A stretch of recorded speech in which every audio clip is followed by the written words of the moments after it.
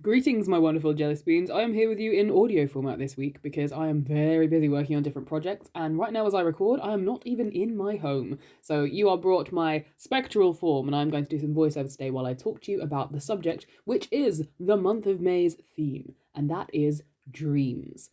There were loads of different suggestions thrown in, and I got my Patreons to vote, and the final outcome was dreams. So, therefore, I am going to start by combining two of my favourite things. I'm going to combine the world of theatre and musical theatre, and making content for you guys on the internet. So, we're going to talk about dreams in the world of musical theatre, and just a little bit of not musical but ballet theatre as well. Alright, let's dive in.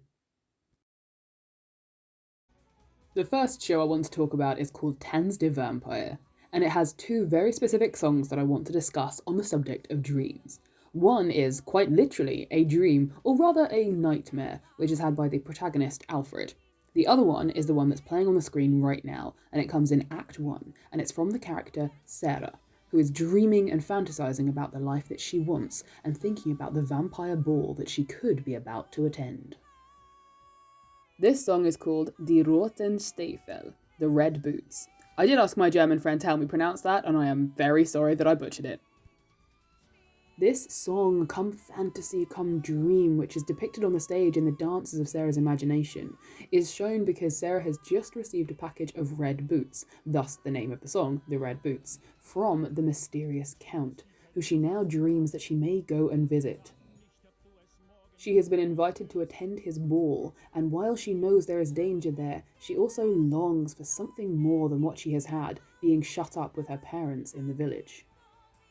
The reason I love this dream sequence in particular is because of their use of doubles. We have the original Sarah actress who is down the stage singing to us out up to the audience, and then we have the vision of Sarah in her dream, who is dancing with these vampires, showing her feelings of longing and wishing and hoping, and slight fantasizing about what could happen to her, and how she would not only be longed for and embraced and loved, but also how she could take control of these creatures and her passion as well.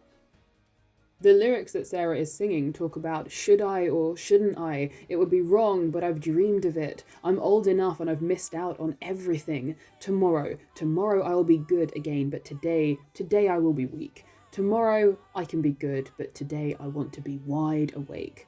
She talks about doing what she wants, following what she feels. She feels a hunger for happiness and a thirst for life. Interesting choice of words, that thirst, considering later in the show she will become a vampire. She sings about how she wants music, she wants to dance completely free, like she's flying through the clouds weightlessly light. And then as the Count's dance double dances with Sarah on the stage, his voice comes over and joins in and tells her to do what reason won't allow, and don't wonder whether you'll regret it tomorrow. It's freeing and it's stronger than we are, and it carries us away because it's stronger than we are. I hope you've been watching this rather than just listening to me prattling on, because this truly is a spectacular dance number. I've said this every time I talk about this show, and it truly is aptly named The Dance of the Vampires, because everything that this show is hinges on its dancing. There are some fabulous songs, wonderful action sequences, just absolutely spectacular, but the dancing is where this show really shines. Just look at it. And these dream sequences in particular are where it is its most magnificent. Not just because the dancing is so fantastic, but because it really corresponds with the singing to tell you exactly what's going on, to move the plot, to show you how these characters are thinking and feeling, and to show you how dark and sinister, but also lustful and freeing this world of the vampires is. The Dance of the Red Boots is my favourite dream sequence in all of theatre. Just look at them, drop, drop, drop, drop. They are spectacular. This is so well choreographed, I just can't get over it. Every time I watch it, there's something new to find, and every time it just gets better and better and better. The singing is beautiful, the lyrics hold deep, true meaning, and the dancing is beyond phenomenal. Everything about this staging is fantastic, and as a dream sequence, I put it right at the top.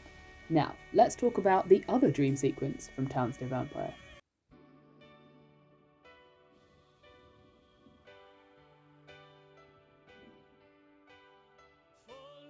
Welcome, Jelly Spoons, to Carpe Nocturne. Seize the night.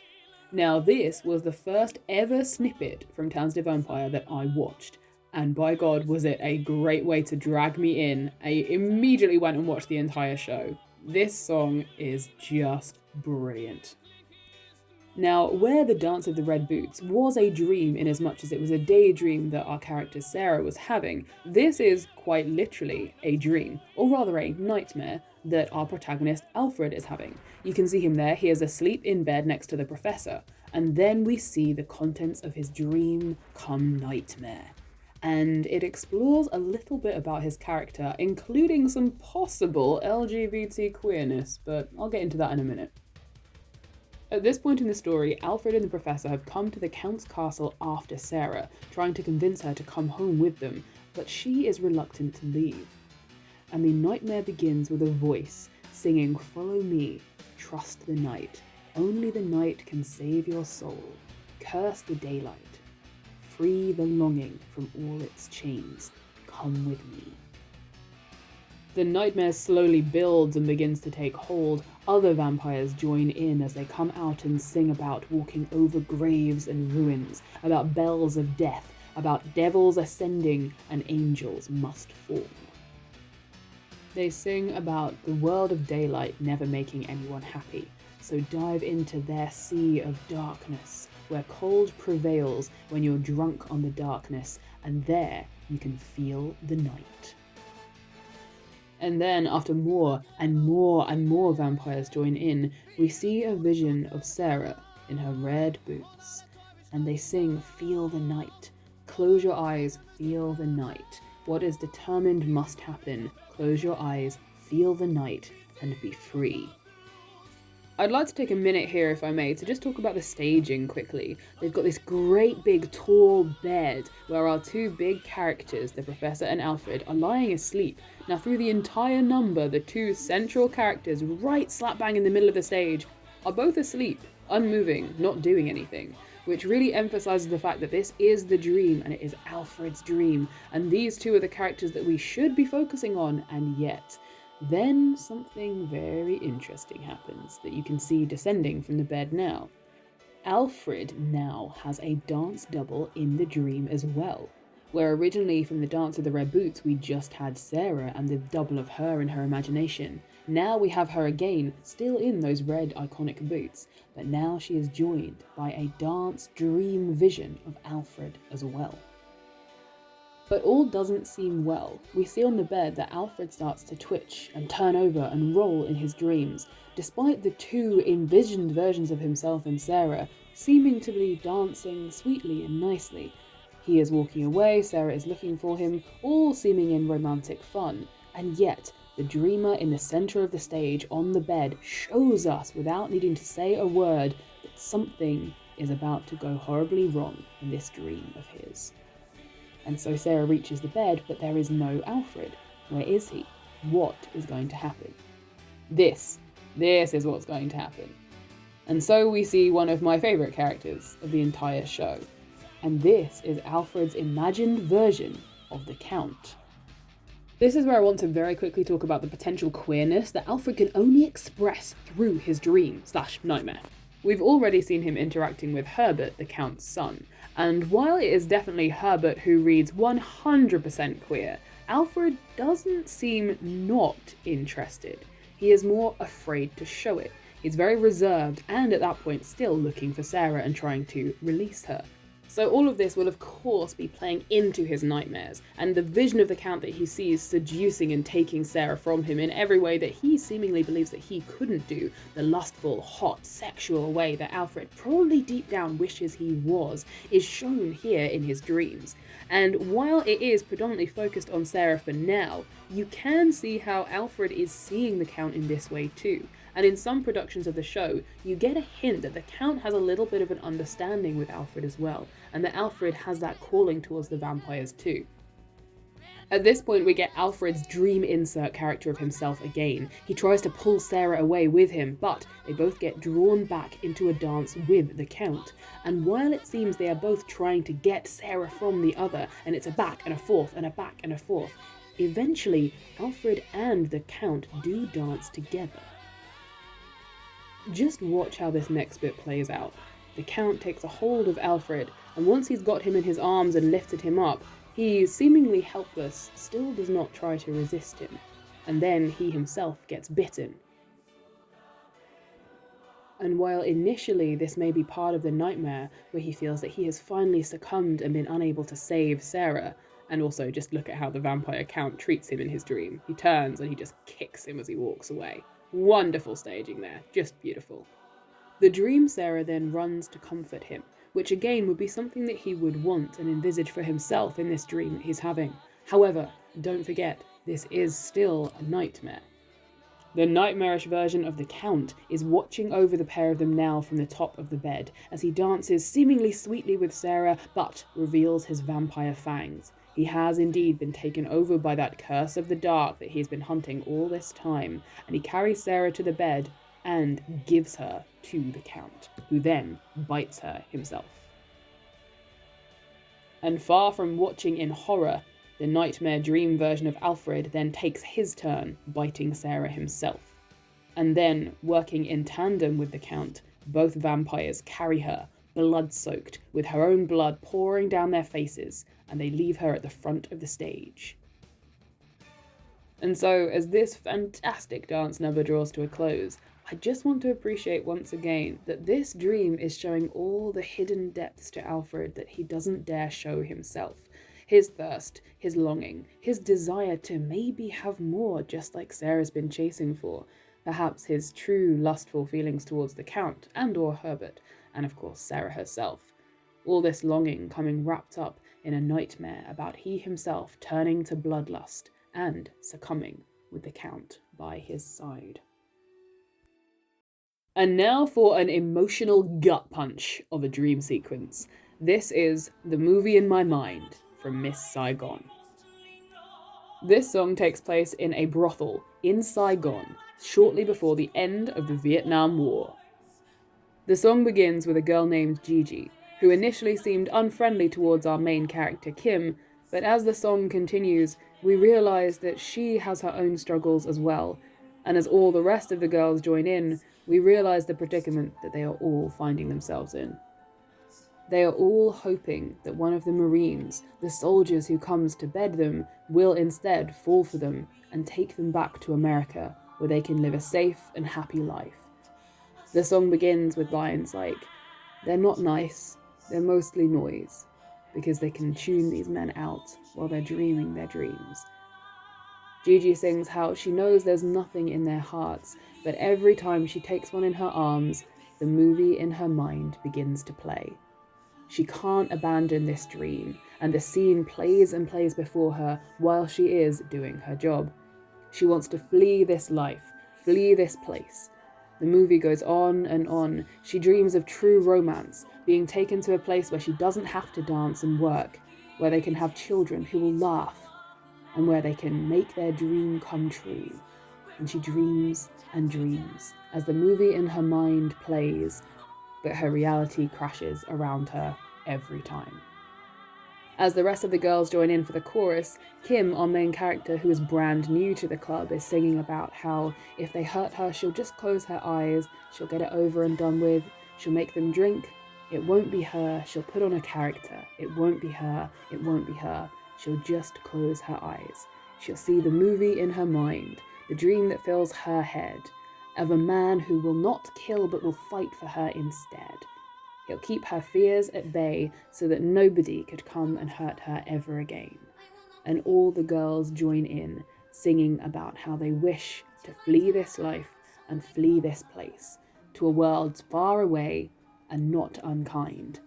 But as the song fades away, and they realise that all they have are customers in front of them, they realise that it is just a dream. It's just the movie in their mind. Miss Saigon actually has a number of songs to do with dreams and visions and nightmares. At one point, Kim has a vision/nightmare of a man that she killed who comes back to haunt her as a ghost.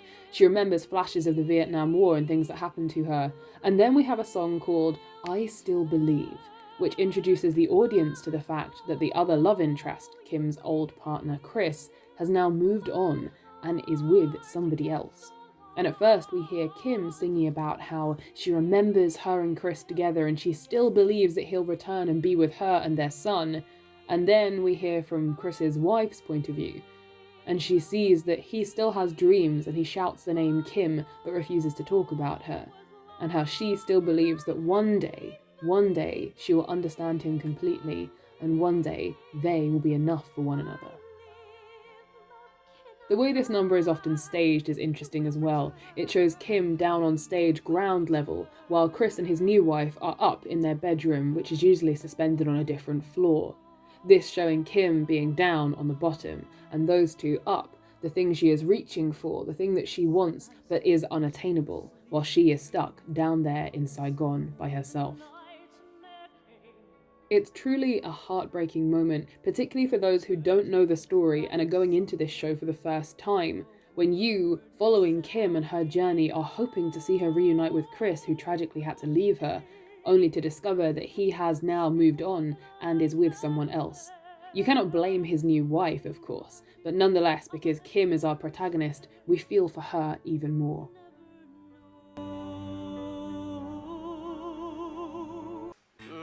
What's that I smell in the air?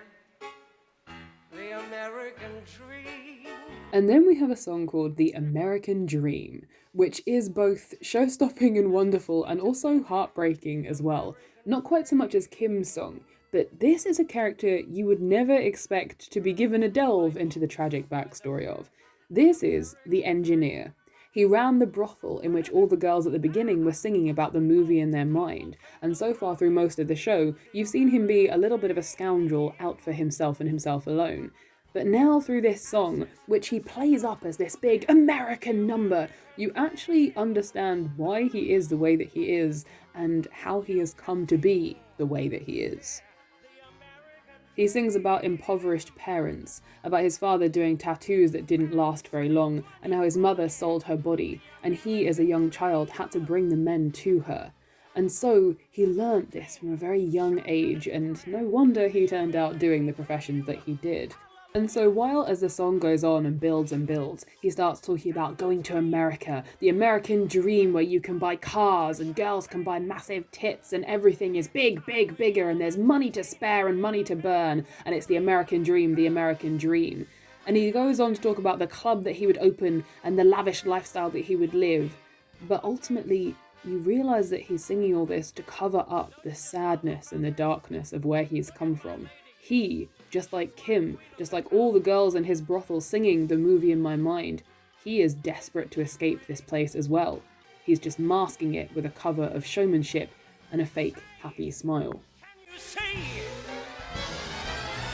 land of the free. Now I'm going to move on to a less dark and sinister but nonetheless fantastic musical called Finding Neverland. And this song is called The Circus of Your Mind, and it's a nightmarish vision experienced by J.M. Barrie. The song starts with Charles, J.M. Barrie's friend and the director/producer of the acting company Barrie works for. He is describing the story of Peter Pan to him, and the man shuts him out, saying it is a circus in his mind and he will not put it on. He then goes to go home and talk to his wife, who, while the two have been drifting apart, has now discovered love with somebody else. And while he does understand, and one could argue that they both saw this coming, it is nonetheless a shock to him, and it saddens him greatly that she is finally leaving him for good. While Mary, his wife, sings, she talks about how J.M. Barrie has always resided in his imagination, but despite being his wife, she has never received an invitation to visit, and so they have always been worlds apart. She is leaving him for good for now, and he is left by himself. So he goes to his friends, Sylvia Llewellyn-Davies and her children, who he's been meeting and playing with to help write the story of Peter Pan. However, when he gets there... May I please see Sylvia and the boys? No, you may not. The final straw for J.M. Barrie in this song, it's Sylvia's mother, refusing to allow him to come and see her daughter or the children, saying that he has a terrible influence on them and he must go away and leave them alone. A big thing that strikes me about this dream sequence is that while we are on J.M. Barrie's side, we also understand everyone else's point of view. His wife, sick and tired of being left by herself, has finally found love with another who reciprocates her feelings. the mother of Sylvia, who is just looking out for her potentially dying daughter and the needs of her children, and of course the producer, who while being Jay and Barry's friend, also doesn't want to risk losing his money on a very risky play. And so the song comes to an end, a huge nightmarish cacophony of sounds, shouting, voices, the clock tick-tock, tick-tocking, doors slamming all around him, and there's nothing that he can do but listen to the chaos in the circus of his mind.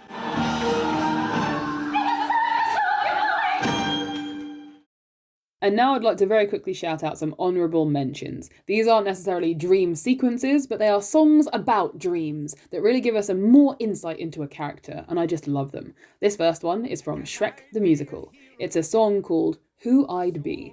Now, you probably, like me, would go into Shrek the Musical thinking, this is going to be fun, this is going to be hilarious. And yes, it is. But it also makes you downright weep, as you get this song from Shrek, Who I'd Be, singing about who he would be if he could be anyone else in the world.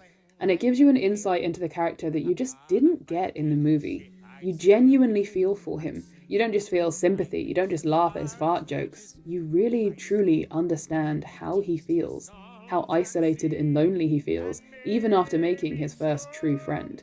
And this song is absolutely beautiful. Or I could be a poet and write a different story, one that tells of glory and wipes away the lies. Into the skies I'd throw it, the stars would do the telling, the moon would help with spelling, and night would dot the I's. I'd write a verse, recite a... I talk about Jesus Christ Superstar way too much on this channel, so I will make this brief. The end song, Superstar, is actually often depicted as a hallucination, Jesus thinking and imagining things before he dies upon the cross. And personally, I think it is a wonderful way to stage this show. Imagining that Jesus is hallucinating Judas, singing and dancing and banging on a tambourine as he is gasping his last dying, blood-curdling breath. Jesus Christ Superstar, are you what they say you are?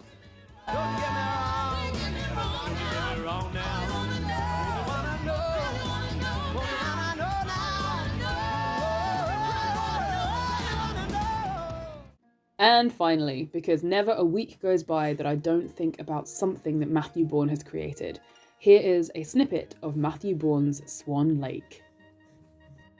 This beautiful and powerful duet comes at a moment in the story where the prince is at his lowest and his weakest. The prince has just discovered that his mother, his girlfriend, everyone he thought cared for him truly does not, and he can never ever get that feeling and that affection that he longs for. And so he plans to unalive himself in a lake. But then he has a vision of the swans, and the swans' leader, who eventually embraces him, shows him care and love and everything he's been yearning for, and the two of them dance together, falling in love. But then, no sooner has he finally had this freeing, love-filled moment, than the swans are all gone. They vanish, they disappear, and the prince is left alone in a park, looking at the lake, wondering if it really was real, or if it was a dream after all. And the prince carries this dream, this memory of the swan that he felt so free and in love with and danced with all the way through the rest of the show, until, right at the very end, the swan is dead, and so is the prince. But, in death, they are finally reunited. Matthew Bourne uses dreams and visions and nightmares quite a lot in his work. He used it predominantly in Dorian Gray, which I absolutely loved and really can't wait to see again when it comes back. He also uses it a little in his new Sleeping Beauty and, of course, in Swan Lake. In Carmen, in his Romeo and Juliet, so many bits of his work. It's absolutely wonderful, and I can never get over how stunning his choreography is as well. Swan Lake, though, being my absolute favourite, is the one I'm showing you now. So please, enjoy.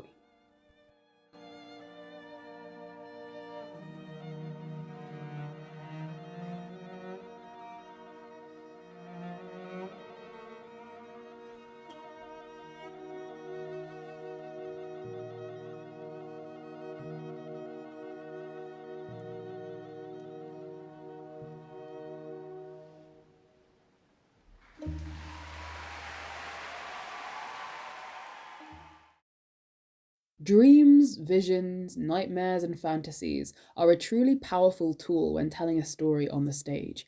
You can use doubles and dancers to explain what's going on. You can show someone's inner thought process. You can tell the story of what they're thinking, where they came from, and what they hope to become. And all in total, I absolutely love them. I hope you've enjoyed this delve into the world of dreams and theatre with me. If you've got any ideas for other things you'd like me to talk about to do with the theme of dreams for the month of May, let me know down in the comments below. As always, my wonderful jelly spoons, you have been marvellous. Goodbye, have a wonderful week, goodbye.